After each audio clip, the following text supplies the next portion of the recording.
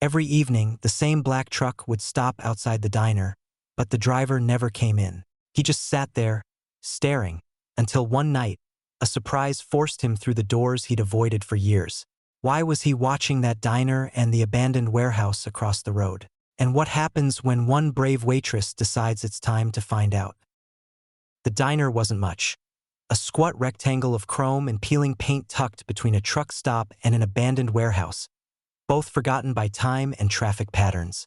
But it had coffee that stayed hot and regulars who tipped well, and for Bella, that was enough. She wiped down the counter with her usual rhythm, humming along to the tinny country music playing from the radio behind her. Outside, headlights swept the windows as dusk took hold. It was a quiet Tuesday, just 3 booths occupied, all by men in dusty hats and work-worn jeans.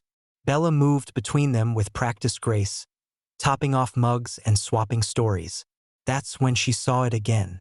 Across the street, parked just past the cracked pavement of the old warehouse lot, the black semi was there, idling silently as it always did. It wasn't flashy or new. Matte black, the kind of paint that swallowed the light. The windows were dark, the engine silent. But he was in there, always at the same hour, a little before sundown. Bella paused at the register, watching. No one ever got out. No lights turned on inside the cab. Just stillness. Watching. "Third time this week," she murmured. Janet, the owner, caught her glance as she stepped out from the back room with a fresh pot of chili. "What's that?" "The truck," Bella said. "Over there. It's always around sunset. Parks, just sits, then leaves before closing." Janet peered through the glass. "Huh, never noticed. I've seen it a dozen times," Bella said, lowering her voice. "He never comes in, just sits, like he's waiting for something." Janet shrugged.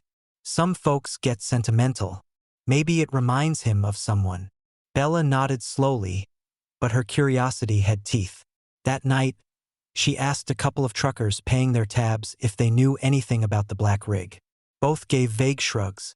One said he thought he'd seen it in Amarillo once. Another mumbled something about loners. None of them knew a name. The next few days it was the same.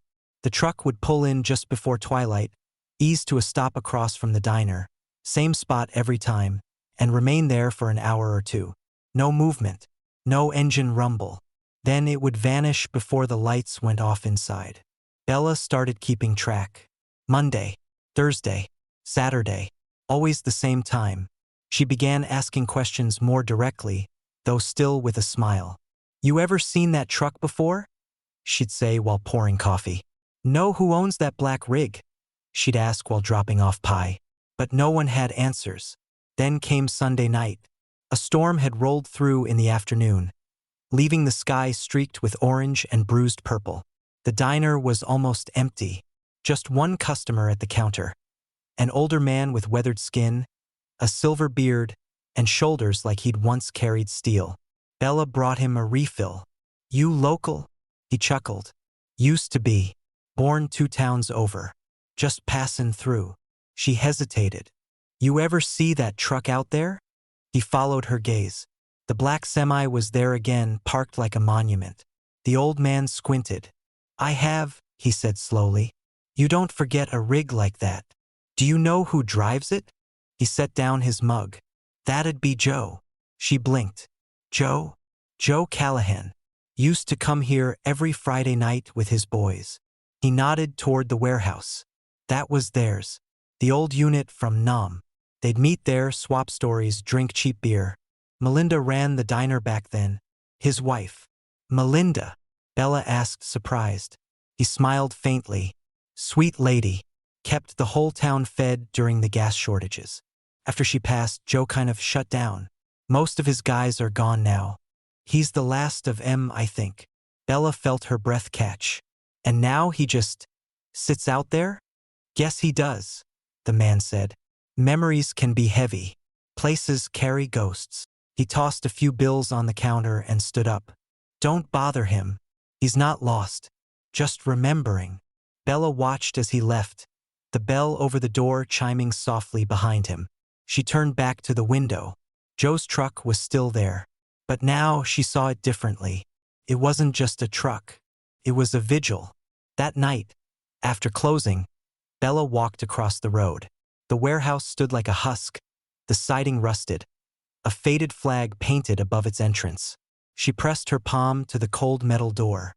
No sound inside, just the whisper of wind and the hum of the diner's neon sign behind her. She turned to face the truck, now gone, taillights fading into the horizon. Something settled in her chest. Not fear, but purpose. She didn't know exactly what she'd do yet, but something had to be done. This place mattered. The diner, the warehouse, the man who still came back. Joe wasn't coming in. Maybe it was time someone went out. Bella awoke the following morning still tasting the echo of last night's decision. She poured a fresh pot of coffee, staring out at the empty parking lot. The black truck wasn't there yet, but she felt its familiar weight in the air. Inside the diner, sunlight slanted through dusty windows. Janet was busy at the grill flipping pancakes. Bella asked if she could check the attic. For extra syrup jugs, she said, though it was only partly true. Sure, Janet said, eyeing her curiously. Just don't fall through the ceiling. It's older than I am. Bella climbed the narrow ladder and pulled the hatch. Warm, dusty air met her as she stepped into the cramped space above the kitchen. It smelled like insulation, cobwebs, and time. Boxes sagged under their own weight. A broken jukebox leaned against one wall, half covered in a sheet. She opened the first box. Paper napkins. The second, old menus with prices that made her blink. Then, tucked under a yellowed towel, something made her pause. An old trunk labeled, Melinda's Diner Memories. Her heart thudded. What secrets did it hold? She lifted the lid. Inside lay faded Polaroids. Melinda smiling widely, arms around a group of young soldiers in uniform, their faces lit by campfire glow. Beneath them, yellowed ledger books lay stacked, covered in handwriting. Notes, menu ideas, even recipes scribbled in neat cursive. At the bottom sat a chipped coffee mug, reading Melinda's Crew, stained but intact. Bella traced Melinda's handwriting with her fingertips, imagining the warmth that once filled the room. She carried the items downstairs to the counter. Janet looked up, eyebrows lifting. Where did you find all that? She asked, voice low. Upstairs, Bella said, gently placing the mug next to a ledger. Melinda left a piece of herself here. We could. Janet stared at the relics thoughtfully. She did. And we lost it. She paused. What are you thinking, Bella? Bella pressed her palms to the counter. What if we brought it back? All this atmosphere, the memory. Make this place a tribute to Melinda and the men who once gathered here. Janet looked moved. That means something. Bella smiled. Just then, the door chimed. Matt, the town's fire chief, stepped in, boots tapping. His uniform still carried the scent of smoke and engine oil. Morning, he said. Janet motioned him over. Bella's uncovered some old stuff upstairs, she quipped. Maybe you can shed light? Matt glanced at the photographs. Then his eyes softened. That's Melinda. And the old unit, Joe's unit, Bella said softly. But there must be more. Why did they meet here? And why is Joe still watching? Matt cleared his throat. After the war, there were kids. Joe and Melinda took in youngsters whose parents didn't come back. I was one of them. They didn't just talk about unit life, they built it back. Gave us purpose. Bella felt tears prick her eyes. Then we bring that back, she whispered. A memory cafe, a gathering spot, a tribute. Matt nodded. Count on me. He grabbed the mug and ledger, signing his name next to Melinda's on the page. We'll do this right. That afternoon, Bella rang up Colonel James Jackson at the community center, his voice gravelly with age and experience. He answered after a few rings. Colonel Jackson, Bella Midori from the diner. She introduced herself. I found some photographs. We'd like to honor Melinda and Joe's unit. Can you help? There was a long pause before he replied. Melinda, she was the heart of that place. Joe ran the dinners. She ran the souls. I'll be there. Within days, a ragtag team had formed. Janet, in charge of decoration and menus. Matt, collecting veteran memorabilia, Colonel Jackson, lending contacts, and Bella, coordinating it all. They transformed the corner booth into Melinda's nook, a cozy alcove lined with photos, dog tags, letters pinned to a corkboard. A clean glass case displayed Joe's vintage lighter, a pocket Bible with a dog-eared verse, and the chipped mug from the attic. They hosted an open evening event, and as twilight fell, truckers and townsfolk gathered. No black truck yet, but anticipation buzzed. An old rhythm filled the diner, the quiet hum of communal memory. The jukebox played a soulful tune from the late 60s that the boys used to listen to when they got together. Janet served Melinda's spinach quiche, made from a scribbled recipe. Matt poured coffee into mugs stamped Melinda's crew.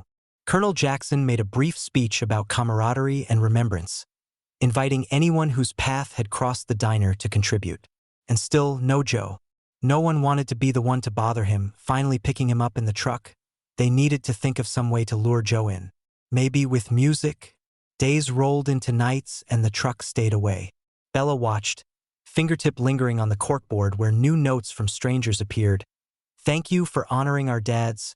This means everything." But she worried Joe would never show. Then, late one evening, as the final guest left and the staff wiped down tables, Bella felt a presence. She looked up through the window to see the black semi looming past its usual spot, engine off, headlights dim. It was that moment suspended between hope and fear. She met eyes with the cab. Silence echoed back. Then he exhaled, so faint she might have imagined it. Bella whispered, "We're ready waiting, Joe." She stepped back inside, touched the ledger beneath her hand, and flicked the light to close the diner. Outside, the truck stayed, a sentinel in darkness. The tribute stood inside. Now it was only a matter of time. Tomorrow was coming. Bella just didn't know what would happen when Joe finally crossed that threshold. The diner had changed. Not in shape or color. The stools still squeaked. The booths still bore coffee rings and ketchup stains. But in spirit. The tribute corner that Bella and the others had built brought a hush to the place. A kind of reverence. People spoke softer around Melinda's nook. Some paused to look at the dog tags, the photos, the notes on the corkboard. A few left new ones behind. And across the street, the black truck still came. Joe never stepped out, never waved. But he was there most evenings, his headlights off, his cab silent. Just watching. Bella noticed that sometimes he stayed longer than before. And that mattered. It was Thursday when the fire happened. The sky outside had turned gold, and Bella was wiping down the dessert case while Janet hummed in the kitchen, flipping through Melinda's old recipe ledger.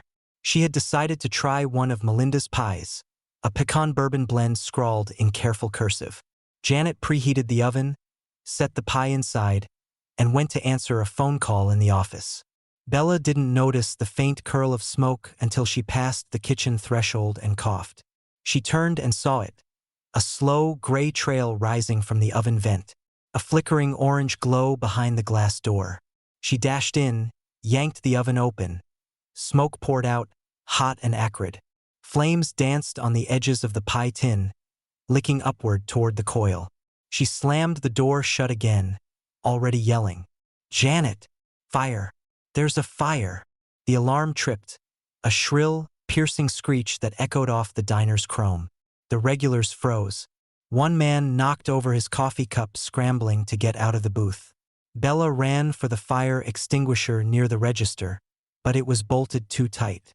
Outside, the black truck door slammed. Bella didn't see him cross the street. One moment the alarm was wailing, the next Joe was inside. His movements were sharp, precise. He didn't hesitate. He moved through the chaos like a man on muscle memory. He didn't shout in panic, he commanded. "Everyone out!" he barked. "Away from the kitchen. You, get that window open." He ripped the extinguisher off the wall, released the safety pin in one smooth pull, and stormed into the back. Bella tried to follow but coughed hard. Smoke now filled the doorway. There was a hiss, a blast of white chemical spray, and then silence. The alarm still wailed, but the panic had drained from the room. Matt burst through the front door moments later, full gear in hand, helmet still strapped. "What happened?" he asked. scanning the space. Bella, still breathless, pointed to the back. Joe, he's here. He already handled it. Matt blinked. Joe?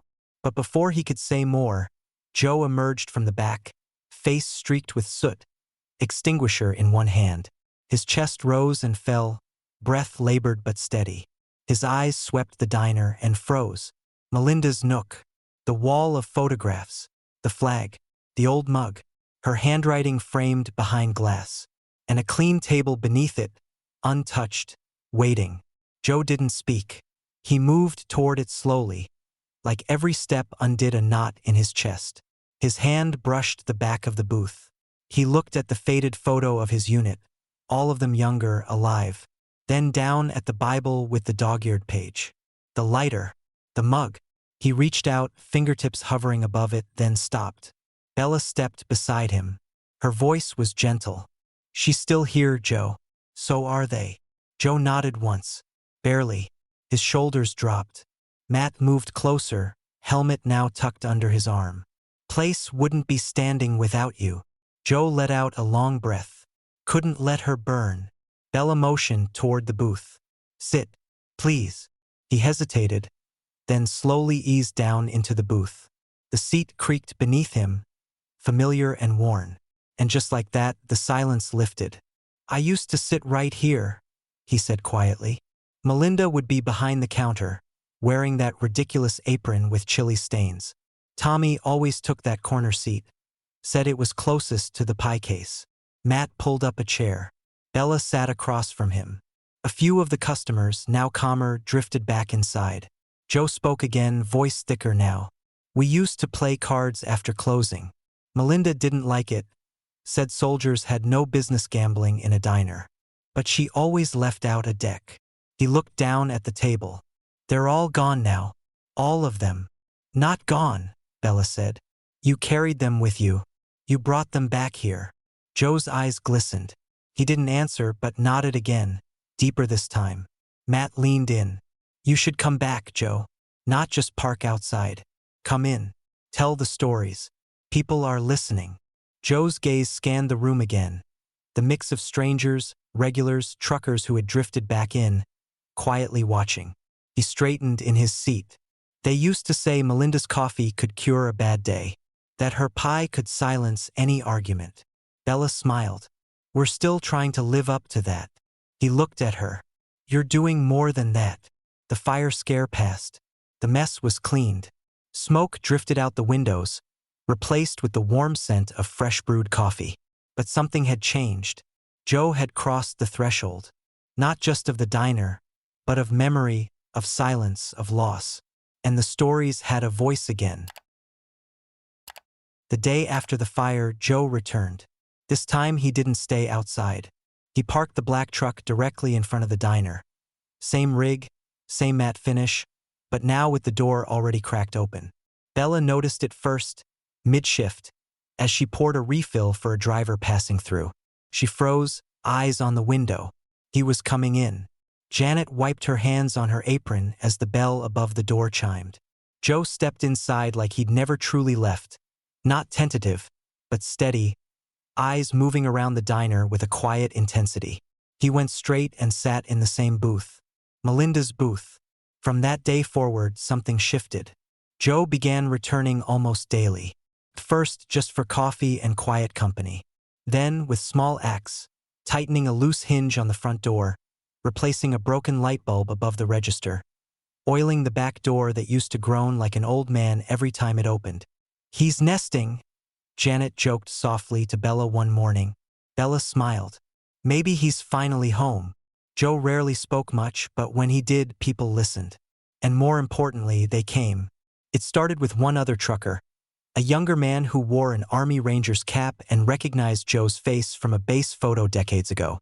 He left a note on the corkboard. I heard you were still out here. You once kept my brother alive in '71. Then came another, a Vietnam-era Navy vet with trembling hands and a laugh that lit up the corner booth. He brought a photo of his old squad and asked if he could add it to the wall. Bella handed him a tack and smiled. Anywhere you'd like. Soon the wall overflowed. Patches, letters, commendations. folded flags in shadow boxes, messages from sons and daughters who never knew their fathers, but had heard about them from men like Joe. Matt dropped by more often too, not in uniform but just as Matt. He'd sit next to Joe and talk about firehouse drills, bad coffee, good rescues. Janet eventually stopped charging either of them. And one quiet morning, when the sun was just starting to rise through the east-facing windows, Janet stood near the tribute wall and made a quiet announcement. "I think this booth needs a name," she said. Bella looked up. "It has one." Janet nodded. "Officially now." She hung a wooden plaque just above the booth's corner window. "Melinda's Booth. In honor of love, memory, and service." Joe reached up and ran his thumb across the engraving. For once, he didn't look back at the truck. But across the road, something else waited. The warehouse, the old unit's gathering spot, had been sitting empty for years. Weeds crawled up its sides, and a piece of corrugated metal flapped from the roof in the wind. But its bones were strong. The paint above the door, though cracked, still showed the emblem of Joe's battalion, faded but proud. Bella looked at it one evening as she walked Joe out to his truck. "Didn't this used to be your spot?" she asked. Joe followed her gaze. "Ours. We called it the Watchtower." No one outside the unit knew why. "Why?" she asked. He gave her a small grin. "Because we never let anyone feel alone there." Bella hesitated. "Then maybe it's time we bring it back." It started small, flyers taped up at the diner and the post office. Bella set up an online fundraiser. Colonel Jackson made some calls. Matt organized a firehouse barbecue fundraiser. Word spread through the network of drivers and vets. Stories traveled faster than trucks on an open highway. Donations poured in, not just money but help. A retired carpenter offered to fix the roof. A local painter volunteered to restore the mural. Within weeks, the warehouse came alive again. Windows cleared. Doors straightened. Inside, the dusty floor was swept. Lights reinstalled. Plumbing flushed back into use. Joe moved in quietly. He never made a speech about it. Just showed up one morning with his duffel bag and toolbox and asked Janet if she had any extra towels. They set up a small room upstairs, bed, desk, lamp. Bella found an old armchair at a yard sale and placed it by the window. Joe repaired the heater. In exchange, he kept the place clean, organized, and watched over it just like the old days. Veterans began using the space naturally. No one had to explain what it was. They just came to sit, to talk, to remember. Some brought their sons. Others brought silence. But none left feeling alone. Bella kept working at the diner. She still poured coffee, still memorized orders, still teased Matt when he asked for too many refills.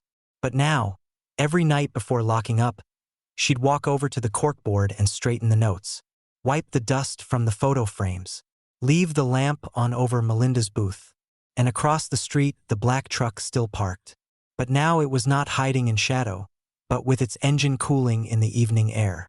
Like a man finally at rest. Joe never spoke about grief again. But in the small things, in the steady hand changing a light bulb, in the coffee he poured for others at the warehouse, in the way he lingered by Melinda's booth just a few seconds longer, he showed belonging. And for Bella, that was enough. Because some people come for a meal, but others come to remember, and if she's lucky, to stay.